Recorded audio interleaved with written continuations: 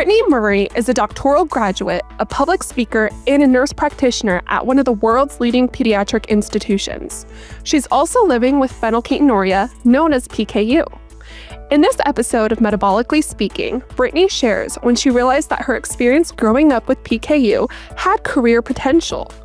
It's a story about purpose and perspective, and a reminder that when some may see a challenge, it can actually be a gift. We hope you'll walk away feeling inspired and energized, armed with practical tips to navigate a career while managing a metabolic condition. Welcome to Metabolically Speaking, the podcast that dives into life with inherited metabolic conditions. Proudly brought to you by Cambrook, delivering therapeutic nutrition for more than 25 years and empowering families to live without limits. I'm your host, Maridith Baker. I've lived with PKU my whole life, so I know the ups and downs and all the in-between moments that come with navigating a rare condition. Each month, I sit down with experts, advocates, and people with lived experiences for honest conversations about what it really means to live with a metabolic condition. Whether you're newly diagnosed, supporting someone you love, or have been on this journey for a while, this space is for you. So settle in and let's get into it.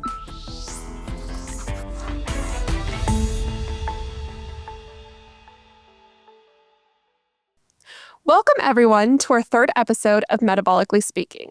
Joining me today is Brittany Murray, nurse practitioner within the metabolism program of the Genetics and Genomics Division at Boston Children's Hospital.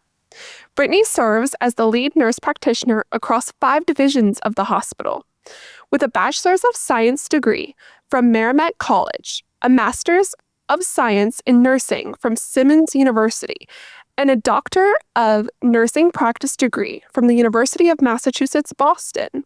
Brittany is dedicated to advocating and supporting the PKU community and individuals with inborn errors of metabolism.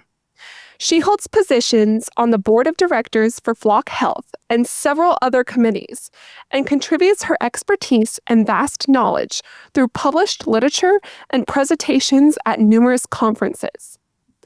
As both a clinician and an adult living with PKU, Brittany brings a unique perspective to her work. She's passionate about advocacy, patient education, and advancing care for those living with a rare condition. Brittany, we are so thrilled to have you here. Thank you, Meredith, and I am really happy to be here. Yay! Let's get this going. So, you've built an impressive career as a nurse practitioner specializing in genetics and metabolism, a field closely connected to your own experience with PKU. Did you always see yourself going into healthcare, or how did that evolve over time? Yeah, so I was always interested in healthcare, but deciding on the direction of genetics developed over time. I knew I wanted to do something in healthcare, so my bachelor's was a science-related field. But I was fortunate to grow up with amazing care in the Boston area and be surrounded by just amazing providers. And I began from a younger age speaking at some of the conferences from the patient perspective. I was pretty involved in the PKU community, and I loved to attend the conferences and events. And when I got older, I started speaking just about my experience, or also helping in groups that worked on the transition to college and that type of thing. And I really enjoyed being able to speak from the patient perspective, but I wanted to be able to have a larger impact. And, as I mentioned, my clinic team was just, they were amazing role models. I had Dr. Harvey Levy, who was just a pioneer for PKU, and he was my doctor since birth. And then my team also consisted of Fran Rohr, Susan Weisbrunn, who all have been really huge contributors to the PKU community. And so when I became interested in genetics, realizing that was something that I could also do as a career, the nursing model of care was something that really seemed to align with me, just since it approaches care in a more whole person type approach, which also seemed really fitting for rare disorders. So that was how it just developed, from an interest from starting as the patient side and then growing to wanting to also speak from the patient and provider perspective. I love hearing that because you hear so many people now today with PKU attending the conferences, sharing the patient perspective. And now there's so many individuals in the PKU world that are getting into healthcare more and more. So you are a huge leading role inspiring people doing that for sure, Brittany. I love hearing more people being interested in it too. And Yeah. starting with the conferences and people being involved and connecting with others with PKU, I think is just a great experience. Once you start, you fall in love with it and you just want to keep getting more and more involved in the community for sure. At least that's how I felt. And I'm sure you do too. Absolutely. Yes. Could you tell us about your journey growing up with PKU, what your challenges were along the way? Where did you find the most support during your early years? Yeah, absolutely. So I was born in the Boston area, picked up on newborn screening. Of course, I was born around Thanksgiving. And it's funny because, as I mentioned, I'd love to attend PKU events. And one year attending one of the annual PKU events, the dietitian that I had since birth attended, and she told me a story that I did not know until I was an adult. But apparently, my newborn screen came back around the holidays. There was the holiday weekend. And my parents, I was their first child. They were terrified to hear about the newborn screen. And they were so afraid that they just, really needed to talk to someone. And so Fran, the dietitian, ended up talking to my mom over the holiday weekend, when they were obviously closed, but she still talked to them to just kind of calm them down and give them some reassurance. So I know that was really helpful for my parents. So the newborn screen obviously is just things that I heard from my parents telling me about how, scared they were when it was something they had never heard of before. But thankfully, like I said, we were in the Boston area and we had great support through them. So as I was growing up, my mom was very involved in the community in the Boston area. We had a great group of people around, my age that were growing up together, which was really helpful. So that support really started for my mom and my dad when I was young, and then also became support for me as well as I got older. After my own diagnosis, so I have an uncle that has intellectual disability, and after my diagnosis, my parents learned that this was actually due to PKU. He was born before newborn screening. So he has grown up, either living with family members or in group homes. So he, has a great sense of humor. He has not been able to be independent. So from a young age, I really was able to see the difference that newborn screening makes, and, the difference of, what my uncle's experience was and how he's living in a group home and unable to be independent, and then versus my experience having newborn screening and, being able to live a normal life. And so, that's always something that I think of. And obviously I'm very thankful for newborn screening for that. I think school age, of course, is where things start getting a little tough. You have peer pressure and just, wanting to fit in and wanting to go to events. And of course, so many things focus around food. But I think what helped is that I was always open with friends. I always told friends about PKU. And I may have had to eat different at these events, or, eat before or after if there was nothing there for me. But I still didn't miss out on any of those experiences, and I think that was really important. I still went to all the events, whether there was food that I could eat or not, and just made it work. Either if I brought my own things or, like I said, if I ate before or after, I was still able to go to those experiences and, be social and join in with all my friends. I think college, of course, then gets a little bit more tough because you're also independent on your own. Your family's not there anymore to help or to fall back on. I was playing tennis and, of course, was a science major, so it was sometimes tough. And I think, at the time when I was in college, the guidelines also said that we could, relax the fee levels a little bit more than what the current guidelines say. And so that was definitely tough for focus, was a big thing that I noticed, is that sometimes my focus was difficult if, the fee levels were not lower. So that was something that I I could really see. But at the same time, as a college student, sometimes it was hard to know, do I have a headache and am I tired because I'm a college student and I'm busy and tired, or is it because of PKU and feed levels? So that was always a little bit tough to tease out, which I'm sure you have had maybe Yes. experiences as well going through college and just life. Yeah. But grad school, I think was, I still was able to be part of the tennis team. My tennis team knew about PKU and they were all great. When we'd stop for food, they would make sure there was something I could eat there. But then I think grad school was really the first time that I felt that there was something, that held me back for PKU. I really had an attitude where, PKU didn't hold me back. And then in grad school, there was a volunteer opportunity to go to the Dominican Republic to help an underserved area.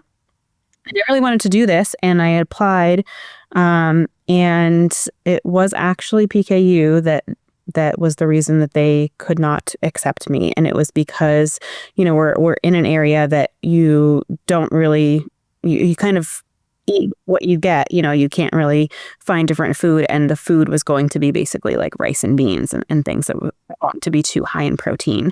And it's funny because that story I told for the first time at a conference, and I actually teared up when I was telling it, and I didn't realize how much it really did, upset me at the time, since, like I said, that was the first time that I felt held back. But at the same time, I was still able to do many other experiences in grad school and graduate, still get through grad school. So, although there are some things that, had to be adjusted, I was still able to do all those things. I think the, current challenges now that I'm an adult, is really just thinking about family planning. Of course, for someone with PKU, for those that aren't familiar, there's maternal PKU syndrome.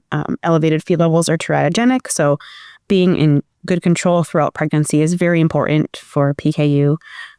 So that's just something that, I have to think about, but at the same time also find comfort in that I know that, again, this is not something that PKU will hold me back from. It just might look a little different, but, we can still have healthy children just like anyone else. So, while going through life, things had to be adjusted at times. I was still able to experience everything that I wanted to. And I really don't think it held me back. So I'm grateful for that.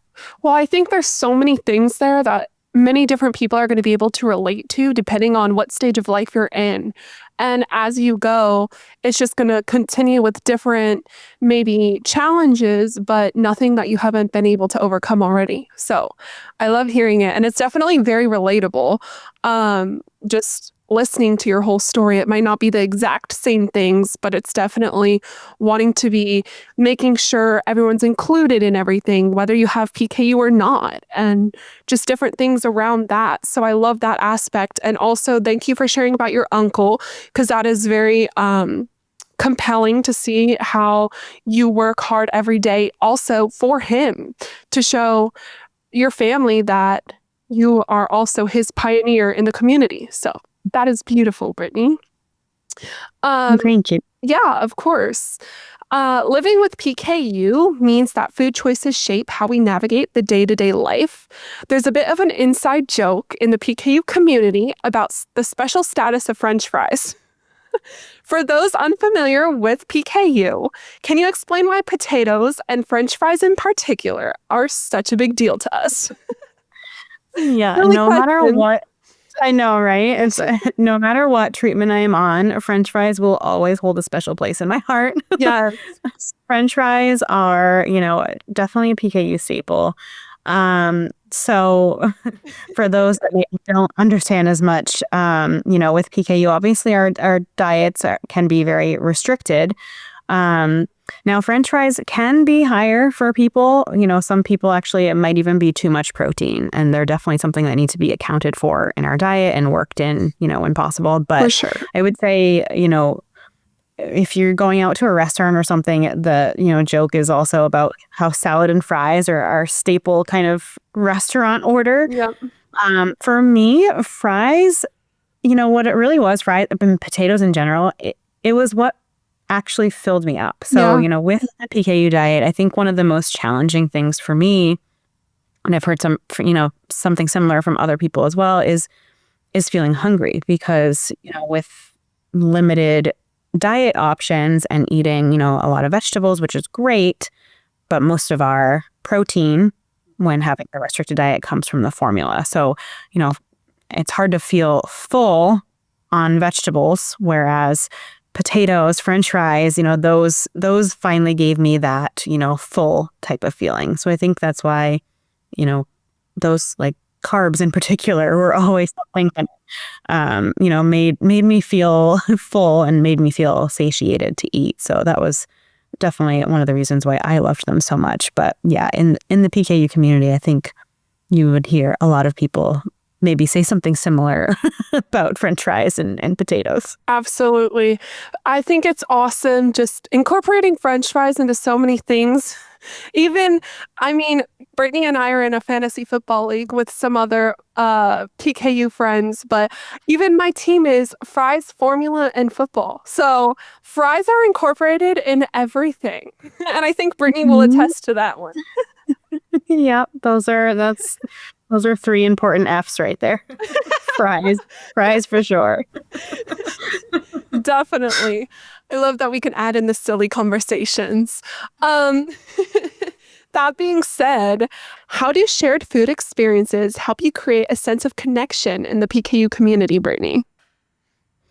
So I think shared experiences in general, whether it's food, the fact that we do, Phe level monitoring or blood spots, I think all of those shared experiences are something that can connect us. With having a rare disease, when you are someone that experiences, what comes with the rare disease, whether it's PKU or a different one, even your close family and friends that don't have the rare disease aren't going to fully understand what you go through, even though they may be an amazing support system. They really don't understand the little things that, that we might experience or how we feel about certain things.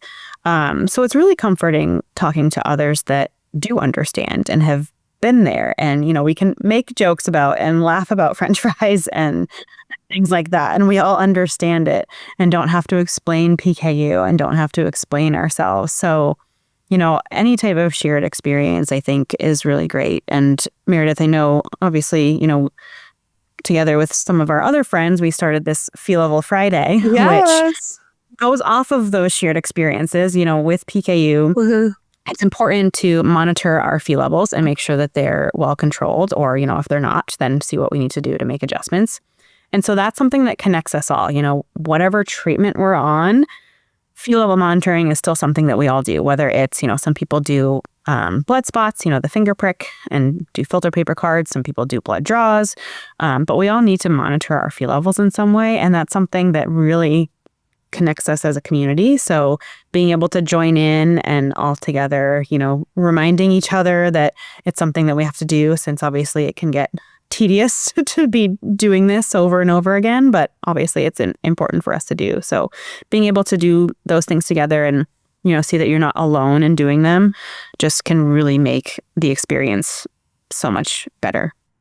I agree. And I think the major takeaway is we all can relate to each other in some way, especially with having Phe Level Friday. No matter what treatment you're on, like you said, whether you're doing a blood draw or a blood spot, we're all in this together.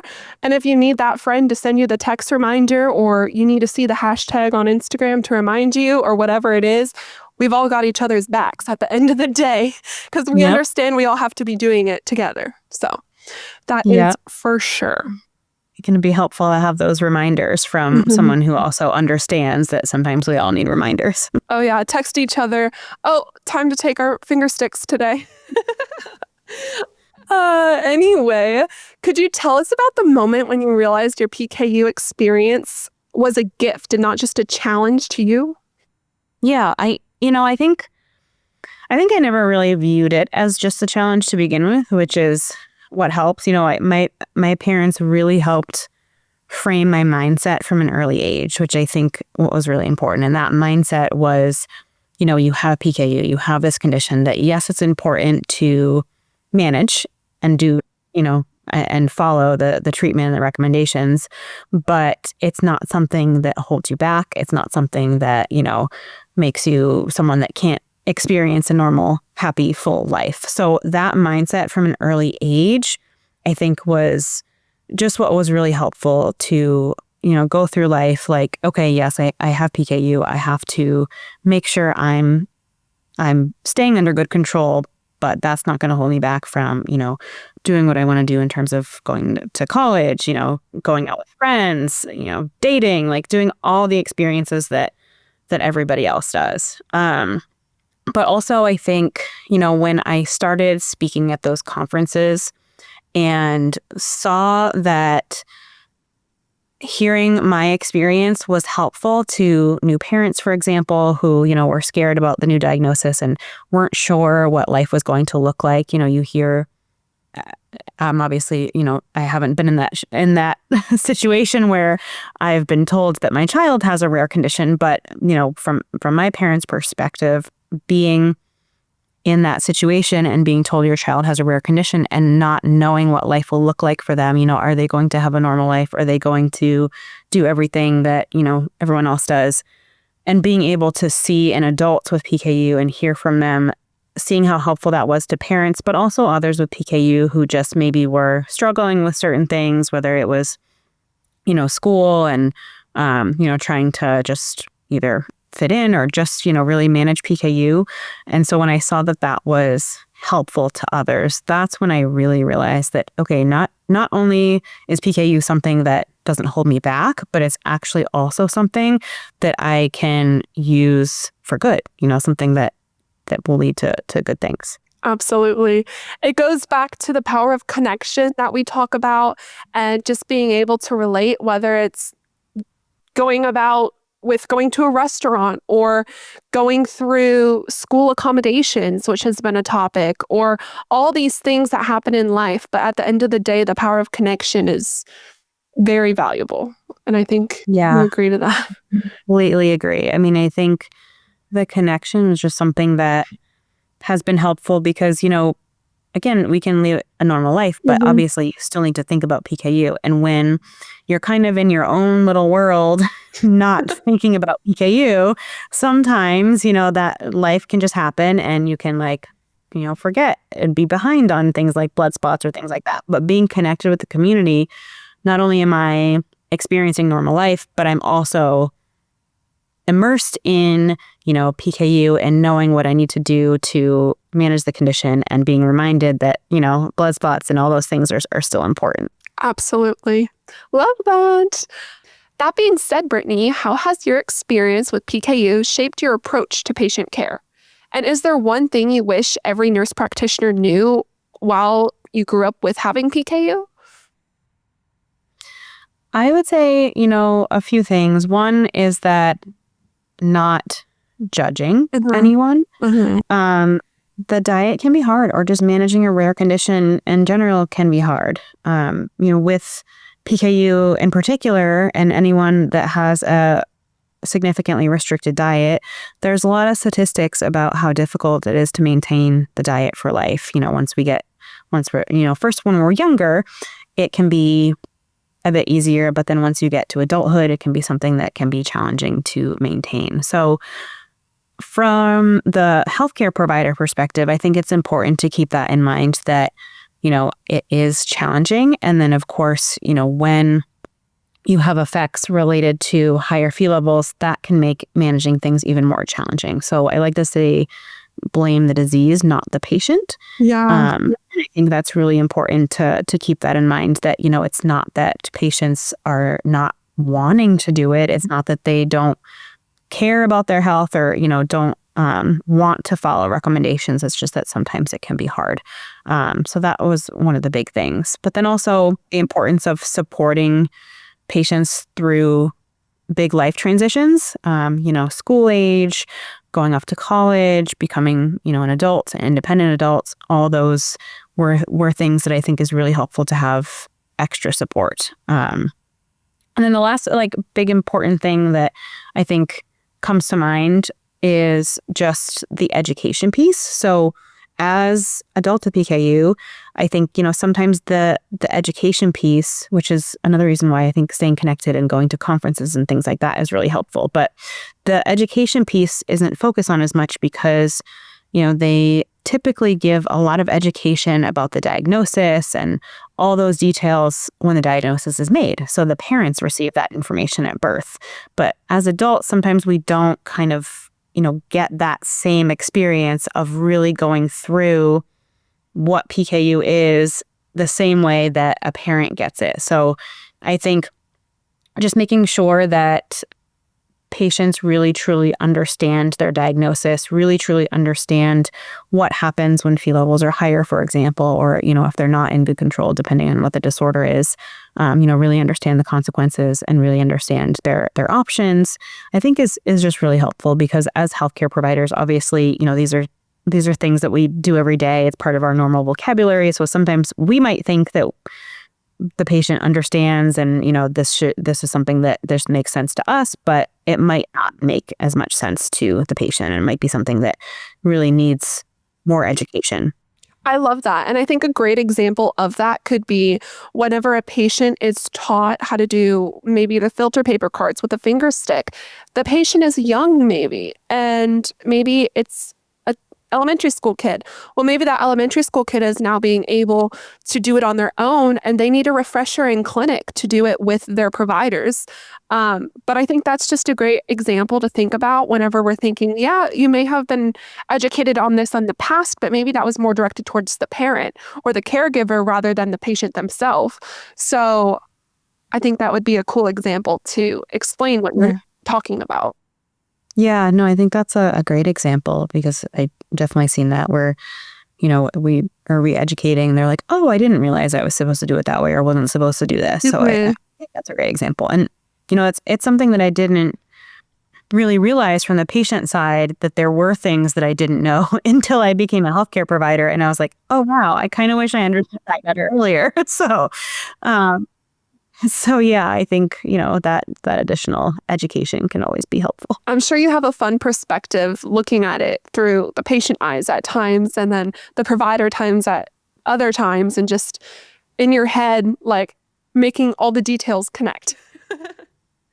That Absolutely. being said, if you could give your younger self advice, especially considering your work as a nurse practitioner in this field, what would that be? I think a big one basically relates to what I was saying in the previous question about approaching care. So I would say, to myself from the patient side, so now I'm on the other side, is don't be afraid to be honest. And I think that's because, I was afraid of being judged, them being like, oh, you probably shouldn't have had that many fries, and that was something that worried me. So obviously it's not that I wanted to lie, but it's something that you fear kind of like, oh, am I going to get scolded or reprimanded for eating too many French fries or, not being perfect that day or, not getting a Phe level in a while. And that's not necessarily the fault of anyone really. Like I said, my clinic was great. They never did anything to make me feel like they would scold me or, do something if I wasn't eating perfectly or anything like that. But that was just something that, I think we all sometimes feel fear of being judged. If you even take PKU out of it and just think of Life. Weight, for example, and life, yeah, people might be afraid to say how much cake they had in a day. And that's just something that I think sometimes we all fear is being judged. So I think that would be something that I would tell myself is don't be afraid to be honest. Your healthcare team is there for you to help you with what you need, where you're currently at, and to try to get you the best care possible. And then, of course, to ask questions. So like I was saying, that education piece, I think is important. If there were things that I thought maybe I didn't understand as well, just, making sure that I asked and weren't afraid to get that re-education or ask about something that, maybe seemed like I thought I should know or something like that. But then I think the last piece is also not worrying about others, like growing up in school, for example. Your health is the most important thing. And I think it gets tough when you're growing up and you just want to fit in. But what you learn when you get older is those that don't support you, just in the long run, of course, just aren't worth the time, and they won't be a significant part of your life in the long run. So anyone that, growing up through school, if I felt like, I was afraid of being different, or, didn't want them to know about PKU, it's something that now is pretty insignificant when you look back on it. So really just not worrying about what others think. Your health is the most important thing. And, that's the thing that will help you the most in the long run. Absolutely. And I love how you were able to relate possibly getting your fee level back and it feeling like, oh my gosh, the level went up higher than it should be. Well, relating it to someone without PKU, your weight. That was a great way to think of it. I've never heard of that before, but thinking like, oh, I weighed myself, I gained a couple pounds or whatever that is. That's a great way to think about it. And it's not like you want to share your weight always with the world, so you don't have to always share your fee level with the world. So it definitely makes sense whenever you related the weight to possible fee levels, and just being able to hear the way you are relating things with education and helping people in the long run with being able to educate the patient. It's going to help the patient in the long run. So asking questions, like what you're saying, asking questions are just going to better you in the long run, even if you might know the answer already, which is great. Wonderful, wonderful. So thank you for sharing that. Absolutely. Yes. Well, Brittany, you've hit some big milestones: higher education, launching a healthcare career, and getting involved in the PKU community. I'm sure each one of those came with its own set of challenges. How did you manage your diet through these transition periods? And do you have any tips to help others on how to stay on track while things might become stressful or unfamiliar? Yeah, I think what I noticed a big thing, at least for me, was prep. So, when I'm preparing ahead of time, like preparing my meals, preparing formula, or, if you're on a, whatever treatment you might be on, like just kind of preparing things the night before, I think I always seem to be doing better when I prepare things ahead of time. Especially with diet, if you are just trying to grab something quick, that might not always be the best thing. But if I am able to prepare either the night before or the week before, I find that it's a lot easier to stay on track and, not just try to grab something quick that might not be the best thing. So definitely preparing ahead of time was a big one. And then the other was just really staying on top of monitoring fee and doing that more frequently because, I think we all have a tendency to, if you know that this was maybe a bad week, I went out to a restaurant or maybe wasn't on top of it as much as normal as I normally would be, you might tend to want to not send in a fee level that time. But I think it's important to just really not put it off and continue to monitor because, all of that is information for us. It's not, again, getting a fee level that's not perfect is not something that your healthcare team is there to reprimand you about. It's information, both for you and your healthcare team. Like, okay, this one is higher. Are they overall continuing to be higher, or was it just a one-off? And then, they're back in range. And if they are starting to kind of jump around, what do we need to do? So it's just helpful information of, okay, well, maybe if it's more frequently elevated, then something's not working well and we need to see if we can make any adjustments. So that, the monitoring more frequently was just helpful because it's just more information. It's helpful to at least know where you're at. Then I think another big thing was to not brush off symptoms, but listen to them. So like I mentioned in college, sometimes I would tend to brush off things that, someone could just experience as a college student. So a headache, for example, anyone can experience a headache from for one reason or another. Absolutely. That's not necessarily related to PKU or a rare disorder.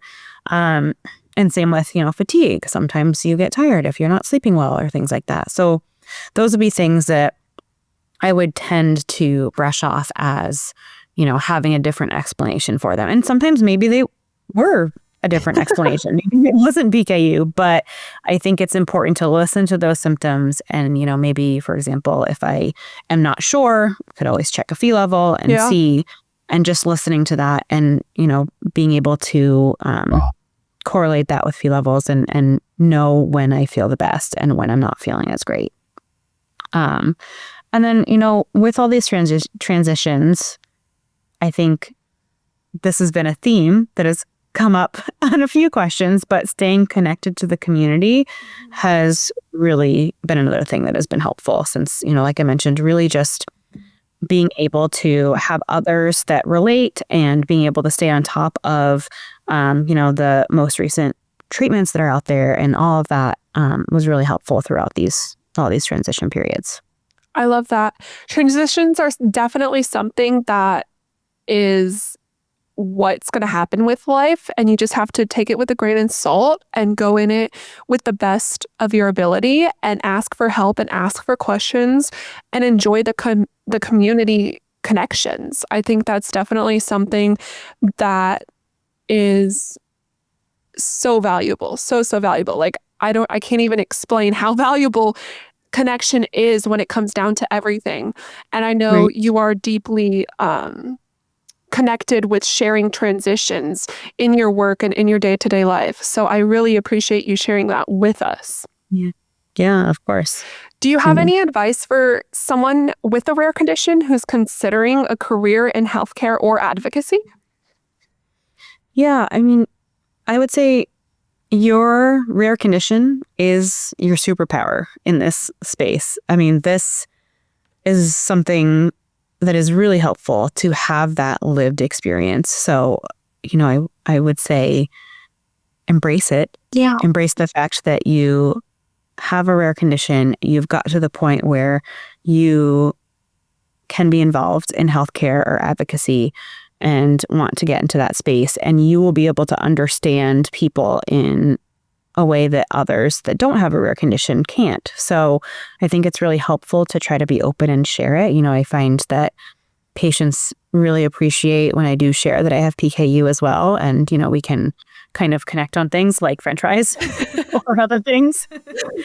Not always just French fries, but you know what I mean? So, I think just embracing that you have something that is helpful and while a rare condition might have challenges in this situation, it can be a really helpful thing to have that life experience.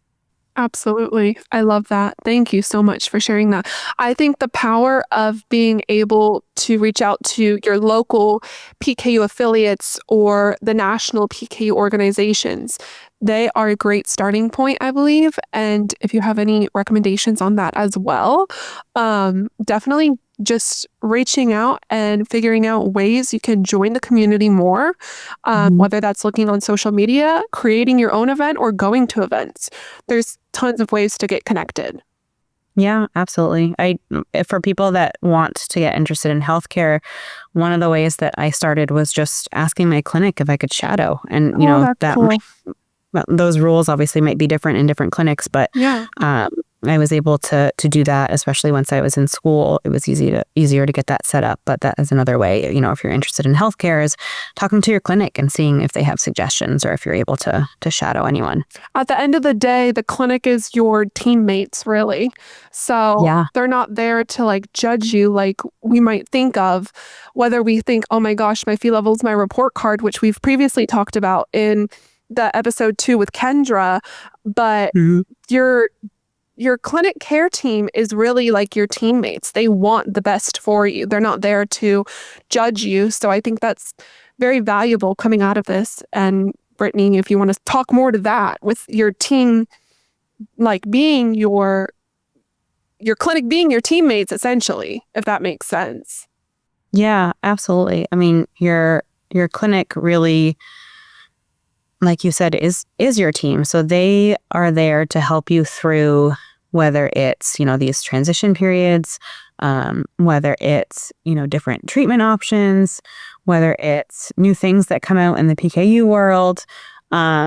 Your clinic team is there to help you be able to be the best that you can be. So definitely, something that you can always take advantage of and work with your clinic team.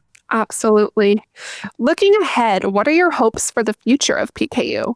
Whether that's for the community, advances in metabolic care outside of pharmacare, or your work in this field, what are your hopes?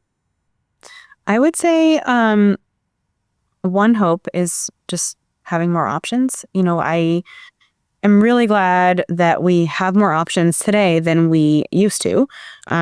We have come a long way in the PKU world with what we have available in terms of just food and formula options, but also treatment options.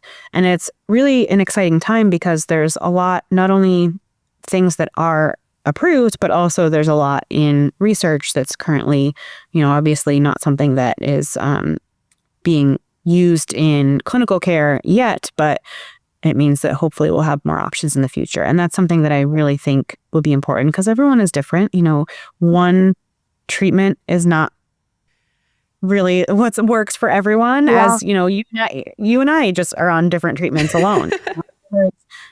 One thing doesn't always work for the same person. We're all different. We're all individuals. Yeah. You can't have an exact cookbook approach. With PKU, everyone needs to do what works best for them, and what works best for them is something that they can work with their clinic team about. But I think there's still a lot of gaps in our treatment options, such as more treatments for children. Yeah. And then treatments that are approved for pregnancy, for example. So I'm hoping to see, one, just more options for everyone in general, and two, more options to cover those gaps that we currently have in care. And then, of course, I think a lot of people probably are really anxious to have a home fee monitor. Yes. It'd be really great. I mean, that would be a much easier fee level Friday if we could just get our result. No stamps needed.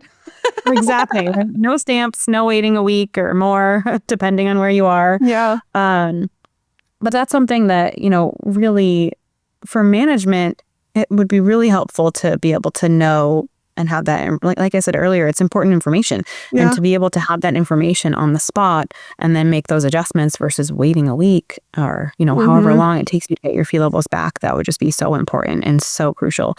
So I'm really hoping that those are things that we can have in the future. In addition to that, kind of in relation, of course, insurance is something that we all struggle with. I think, you have a rare condition, you have probably had a fight with insurance at one point or another, which can be very frustrating and very challenging. And so I think, things like the federal mandates for food, for nutrition, for medical nutrition and formula would be something that would be really great to see, and just improvements in insurance coverage so that providers are not fighting to get their patients the care that is best for them. And then, of course, I think the other important thing is just continuing protection for newborn screening and making sure that, we obviously are very fortunate in the U.S. that newborn screening is in all the states. But one, we want to make sure that that can continue and that there's funding for that. So hopefully that is something that going forward we can continue to have these amazing newborn screening programs and protection for those programs. But also, in other parts of the world, they don't all have newborn screening. So I'm hoping in the future to also see an expansion of newborn screening in other countries that don't currently have it, to be able to have that in the future. Because obviously you and I and others in the rare disease community know how important newborn screening is and how much of a difference it makes in our lives. So quite literally life-changing. Exactly. Yeah, it is a very big game changer. So hoping that, for all those things in the future, hopefully we'll see those. Thank you so much, Brittany. You've shared not only inspiring stories, but also practical advice for navigating career milestones while managing PKU. Perhaps it's no surprise so many of you who grew up with the metabolic condition, as myself, are drawn to healthcare. It's career shaped by our own experiences. So thank you, Brittany, for taking the time to share your experiences as a patient and as a provider. We really appreciate it here at the Cambrook team and myself. That being said, we have community questions as we do for every episode. So before we wrap up today's episode, it's time for our community conversations where we hear directly from you, our listeners. In this segment, we'll ask questions you've submitted, giving us a chance to explore our guest's story from new and personal perspectives. Are you ready, Brittany? I am ready. Okay, so first question comes from Tyler, and he wanted to know, how big of an impact do you think your diagnosis and your experience with PKU had on your career choice? Do you think you would have gotten there eventually without PKU, or is PKU to thank for Dr. Brittany Murray? Oh, it was a huge impact for sure. And I think PKU is absolutely to thank for where I ended up. Without PKU, I don't think I would have thought about genetics and metabolism as a career path. Unfortunately in school, as many people going through school have probably seen, genetics and PKU and, those rare disorders are not talked about a whole lot. We sometimes maybe have one class where we talk about it briefly, but it's not something that is a huge focus in school, which, I'm hoping in the future that's something that can change. But, I don't think it would have been the first thing on my mind to go into. Absolutely. If I had PKU. And even that aside, I don't think I would be nearly the provider that I am without PKU, because PKU allowed me to have empathy on a completely different level than, someone that has not had a rare disorder and experienced it. And it also allowed me to, have strength and resilience and all the things that come with needing to manage something like PKU and, having an understanding of the challenges for those going through it. So not only is PKU to thank for where I am, but also just, being able to shape the kind of provider that I am with those experiences. I think a very strong word you used was empathy. I think that is something that you definitely are able to have more of whenever you have been through something yourself. So I think that is great. Very great to share. We have another question from Matt, and he asked, how does creatine affect people with PKU? Matt says, I enjoy working out a lot and I'm always looking into what we can and can't use to supplement because protein shakes are off the table. What do you have for that, Brittany? Yeah, so of course, everyone should discuss their individual situation with their healthcare team since everyone's going to be different. Absolutely. But I can definitely talk about in general and creatine in general. This is actually strangely a question that has been coming up a lot recently. So it's interesting that this is coming up more. I think people are just really getting interested in, activity and PKU, which is great. So creatine in general for PKU doesn't contain Phe, so there's not an issue from that standpoint. But there's a lot of things that come into factor when we think about PKU and exercising. So, with PKU, obviously we talk a lot about avoiding protein and not having too much protein. But when we think about activity, it's also important to get enough protein. Not only protein, but also calories. So, when we're active, we need enough protein and calories. Otherwise, that can also negatively impact Phe levels. And what is it that you mean when you say get enough protein? Making sure someone with PKU gets enough protein. Yeah, I know, right? It sounds weird. You're like, what do you mean? It's such a fine balance. And enough protein can be from two things. Now, first, we have protein from food, which is going to be protein that contains Phe, or, the more complete protein sources with either many of the amino acids or a lot of the amino acids, including Phe. But then we have protein in our medical formula. So I think people don't always think about our formula as being protein, but it is protein. It just either has no Phe or a small amount of Phe in it, which is just something that, we can't really get from foods because most of those have more Phe. So when I say getting enough protein, it really is a balance of how much dietary protein can you tolerate so that your Phe levels aren't going too high.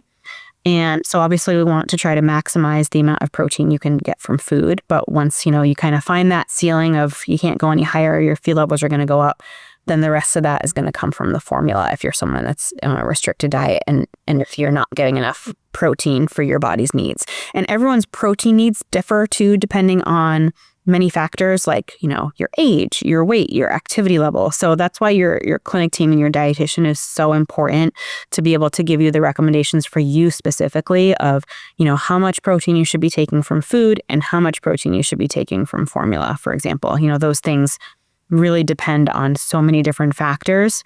And so that's kind of what we mean by not, getting enough protein is really being able to, it's a balance, kind of like the Goldilocks zone, not too much, not too little. But, I think the other thing that is important to point out is the protein shake comment. So we can sort of have protein shakes, and I'll explain a little bit more what I mean by that, because our formula is our protein shake. So if you are someone on a restricted diet and can't get all the protein that you need from food, that's where the formula comes in. The formula, I kind of refer to it as like your safe protein. So it is other amino acids, but just not too high in Phe. So someone who's active, your formula can be your protein shake. So I would never recommend someone just increase their formula without talking to their clinic team, but you can also try to time it after activity, for example. So like, if you're someone that works out in the morning, having like a small pre-workout snack and then timing your formula right after activity, because that's basically your protein shake. That's actually what I used to, I didn't love the word formula when I became an adult. So sometimes I would just refer to it as like my shake, my protein shake, because that really is what it is for us. And these are things that I can also provide some references so that we can include the links. And of course, always talk to your clinic team for your individual recommendations. But there's a lot of different factors that come into play when we think about PKU and activity. But you can definitely be active and be healthy with PKU. Definitely. And I love that you mentioned you can provide the links. The links that Brittany is referring to will be in the comment section of whatever podcast platform you're listening to, and it'll also be on our social media. So thank you, Brittany, for sharing those links as well. There is one more person who submitted a question. Her name is Trisha. She said, "I'd love to hear Brittany's wisdom on the transition from pediatric to adult care. What can patients, parents, and clinics do to help teenagers and young adults take charge of their health, especially as new treatments are becoming available?" So I am so glad that someone asked this because, as you know, Meredith, since you have been hearing me talk about this probably too much for the past 2 years, this is a topic that I feel is really important. And, for those that don't know, for my recent doctorate that I had completed in August for my project. Yay.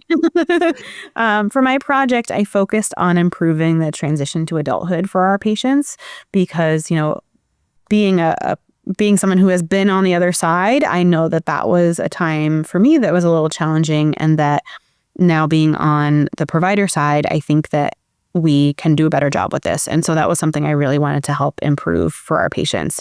And I think a couple things are important. And one is to try to start from a young age with small things. And what I mean by that is anything that gets them involved in caring for their rare disorder. So for PKU, for example, obviously I'm going to use this as an example a lot since that's what I have. But for PKU, for example, if, blood spots are something that you do from a young age, even though I was too afraid to actually prick my own finger, my parents would have me gather the supply. So, I'm going to get the filter paper cards. I'm going to get the alcohol swabs. And then I got to the point where I would prep everything. So I would prep the filter paper cards. I would, alcohol my finger. I would even, twist off the thing, the cover on the device and put it up to my finger. But then I needed my parents for a while to actually push it for me because I was too afraid to push it myself.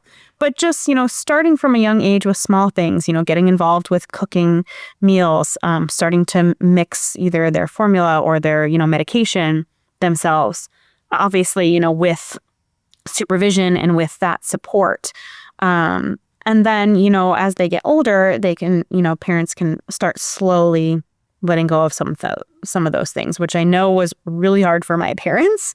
And, but I think that's something that is important, especially while the child is still there, still in the home, to have that support if they need it, because it's better for them to, try to do it and maybe have challenges or struggle while they still have that support versus not know how to do it on their own and then go off to be independent adults and struggle even more. So, for example, there was definitely a point where I could make my own formula, but I knew that if I didn't, my mom would do it for me. Absolutely. So, right? My mom's listening and she's going to be like, yep. Yep. Exactly. So those are some of the things that, and that was, I know my mom had a hard time letting go with those things, but if, starting to peel back on some of those things so that it really was, my responsibility. And then just making sure that before going off on your own, you really know how to do all those things, refill your medications, contact your own clinic, start being the one that really talks to your clinic and reaches out and makes your appointments. All those things are important to do. There's a lot of resources out there too. So, as part of my project, there's a transition to adulthood toolkit that that was already made, that was part of our website, the New England Consortium of Metabolic Programs.